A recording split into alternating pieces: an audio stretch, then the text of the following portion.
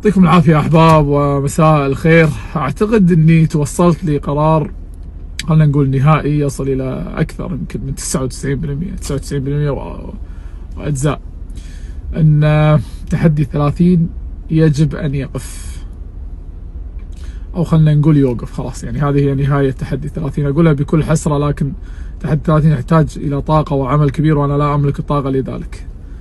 وإحنا في عالم اليوتيوب إن وقفت خطر على القناة، خطر على البرنامج. توقف فترة وترد خطر، وأنا واقف وخالص، وأحس إني لا أملك الطاقة لذلك، ولازم أركز بأشياء أخرى الصراحة، سواء على مستوى العمل أو سواء على المستوى الشخصي. فأقولها بكل حسرة. أهلي وربعي اللي كانوا يكلموني، لا، حسيت إن أنا لازم أقول حق الناس اللي هم أنتم اللي دائما أقول بهذا برنامجكم أكثر منا، لازم أنتم أول من يعلم.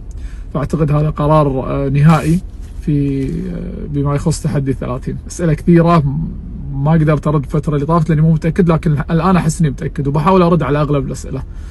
فشكرا لكم على هالمشوار الجميل والأجمل في حياتي، اللي استفدت منه كثيرا على مستوى العمل وعلى المستوى الشخصي، اللي خلى مساعد يعني شخصية على الأقل أنها أفضل وأقرب إلى الله.